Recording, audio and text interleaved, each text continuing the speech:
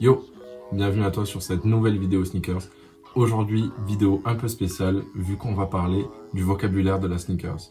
On va parler des expressions que tu peux retrouver dans cet univers, des expressions avec lesquelles tu n'es pas forcément à l'aise. Le but, c'est que tu comprennes mieux mes vidéos, tu comprennes mieux ce que tu vois sur les réseaux, ce que tu vois sur les forums, et que ce soit plus simple pour toi de comprendre et de t'habituer à ce langage. J'ai essayé de compiler toutes les expressions que je connaissais, tout ce que je voyais en ligne depuis des années, tout ce que j'ai appris sur le tas. Et du coup, j'espère que ce contenu te plaira et j'espère que je vais t'apprendre des choses. Sors ton plus beau cahier et ton meilleur stylo. On est parti pour une vidéo sur le vocabulaire de la sneaker. Dans un premier temps, on va parler du vocabulaire autour de la sneaker, les éléments qui la composent et les accessoires. Dans un second temps, on parlera des petites expressions que tu peux retrouver dans cet univers. Wow! C'est cool, hein? Ouais, je sais. Bref, du coup, on va parler sneakers. On va commencer du bas vers le haut et on va analyser chaque élément. On va faire ça rapidement. Donc, on a la semelle extérieure. On a l'entre-semelle, donc c'est cette partie-là. Donc la semelle c'est ça, l'entre-semelle c'est ça. À l'avant tu as la pointe, ici. Ça c'est la toe box. Donc la toe box, littéralement c'est la boîte à orteils. Donc c'est la pointe de ta chaussure. Quand on parle de la forme globale d'une chaussure, on parle d'une shape. Du coup, on parle d'une shape, on a des empiècements ou des incrustations. Ici, donc les petits trous dans lesquels passent nos lacets, ça s'appelle des œillets. Donc, évidemment, les lacets. On a donc qui part d'ici jusque là la languette. Ici, donc petite fantaisie, on a ce petit truc qui se clipse pour laisser passer les lacets, qui revient se clipser dessus. Donc là on a le logo du Quai 54, hein, parce que c'est l'édition de l'année dernière qui n'a pas eu lieu malheureusement. Et j'arrive pas à reclipser. One eternity later. Ok, le clips est remis. Du coup, à l'arrière, on a le heel tab. On a beaucoup ça sur les Yeezy 350. 350 V2, pas sur toutes, mais sur la plupart. Au début ça y était pas, après ils l'ont mis et après ils l'ont enlevé. Donc voilà, sur la plupart des 350 V2, ça y est. Donc ici on a le col, ça c'est la doublure. Qu'est-ce qu'on a d'autre? Oui, on a donc évidemment le lace lock pour serrer tes petits lacets. Donc celui-là il est un peu cool, hein, Nike d'un côté, Jordan de l'autre.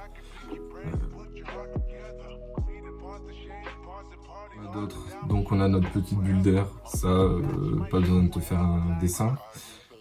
Donc à l'intérieur, qu'est-ce qu'on a? On a notre petite semelle intérieure du coup. Donc là on a la semelle extérieure, là la semelle intérieure ou semelle hygiénique. Moi j'appelle ça la semelle intérieure et la plupart des gens appellent ça la semelle intérieure, mais certains appellent ça la semelle hygiénique. Du coup, voilà, donc le terme anglais c'est insole. Si jamais vous êtes confronté à des termes anglais. Que vous dire dessus à part qu'elle est vraiment chouette parce qu'elle reprend les motifs du Quai 54 de l'année 2020.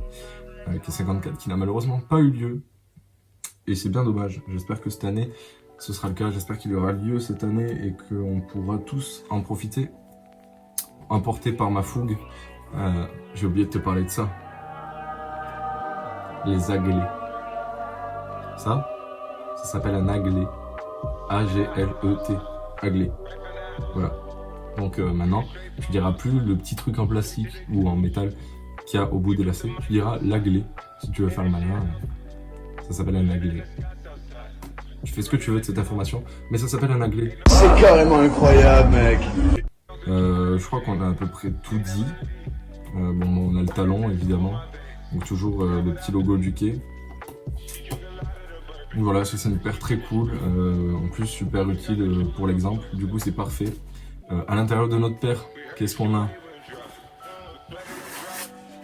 Le petit carton donc le petit carton, soit tu appelles ça un carton, soit tu appelles ça un embauchoir.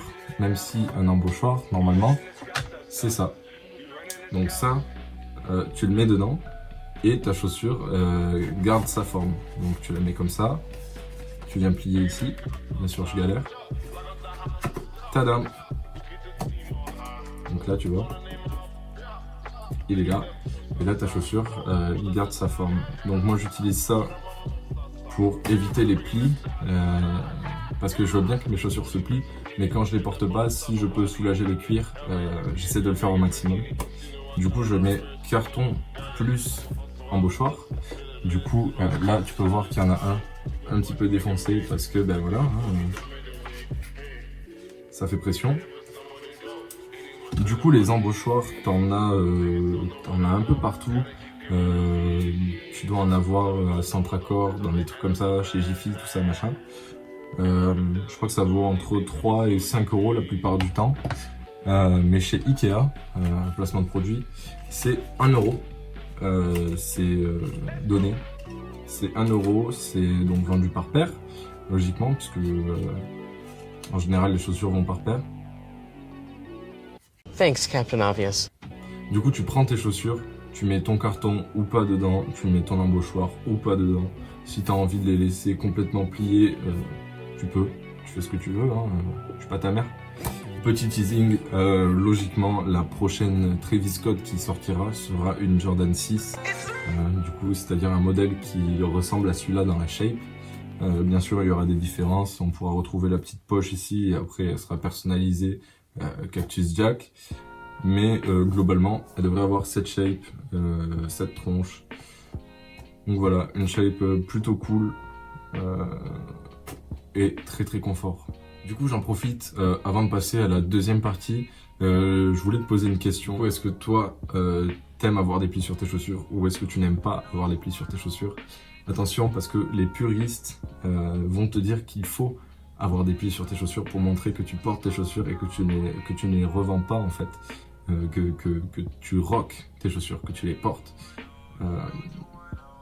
C'est un espèce de code, un espèce de signe qui montre que tu portes tes chaussures et que t'achètes pas les chaussures pour les revendre, pour te faire du blé, que tu les achètes pour les porter parce que t'es un passionné. Moi je juge personne, si tu veux acheter des paires pour les revendre, tant pis.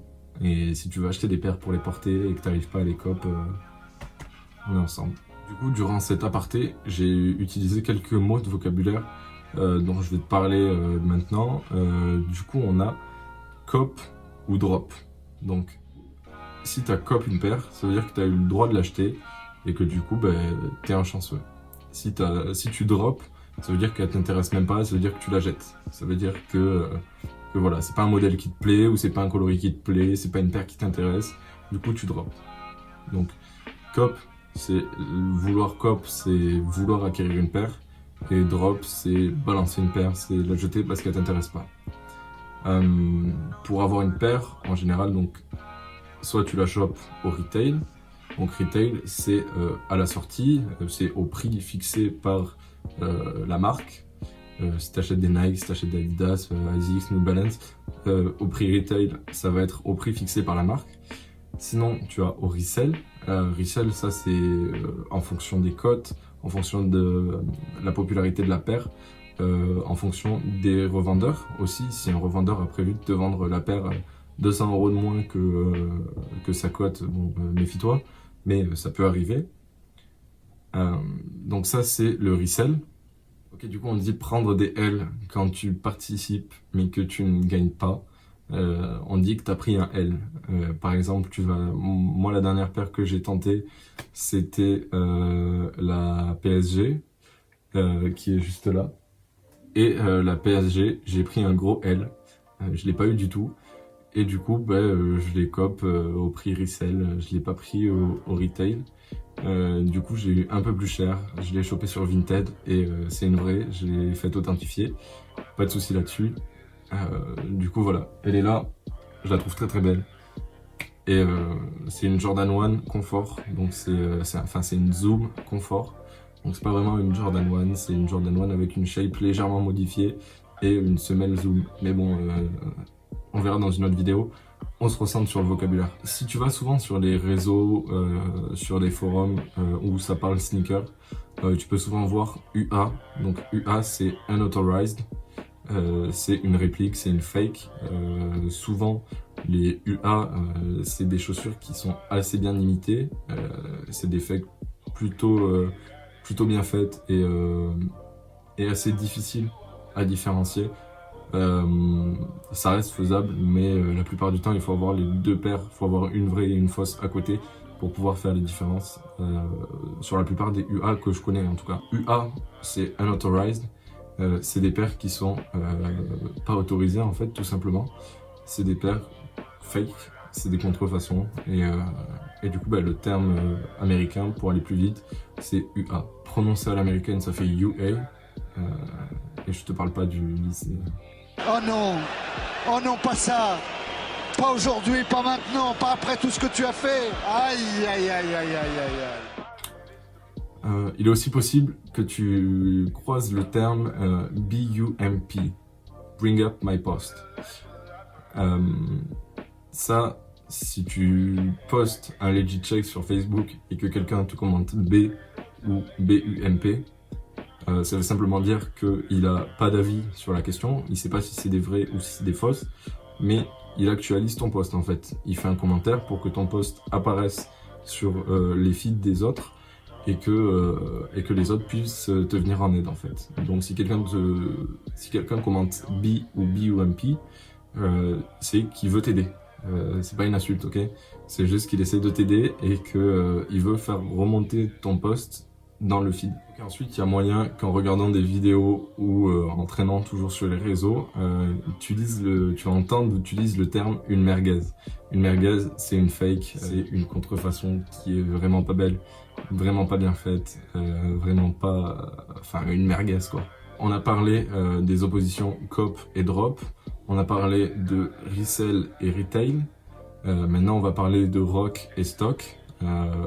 Stock, comme son nom l'indique, ça veut dire que tu vas garder une paire pour la stocker, tu vas pas la mettre, c'est une paire que tu vas exposer ou c'est une paire que tu vas garder pour toi bien cachée, mais c'est une paire que tu vas pas mettre, c'est une paire que tu veux pour ta collection et que tu veux stocker et que tu veux potentiellement revendre, mais que tu veux stocker, c'est une paire que tu ne vas pas mettre. En opposition, rock, c'est une paire que tu vas porter, c'est une paire que tu vas, souvent on rock fort une paire, ça veut dire que tu vas vraiment la bousiller, tu vas la mettre quasi tous les jours, tu vas la saigner la paire, genre tu vas rock une paire, ça veut dire que tu vas la porter et que tu vas tout simplement bien l'user quoi. Ok, c'est tout pour moi, la vidéo est terminée, j'espère que j'aurais pu t'apprendre des choses, j'espère que mon contenu t'a plu, si c'est le cas tu peux toujours lâcher ton j'aime et t'abonner, ça me ferait énormément plaisir et je te dis à la prochaine.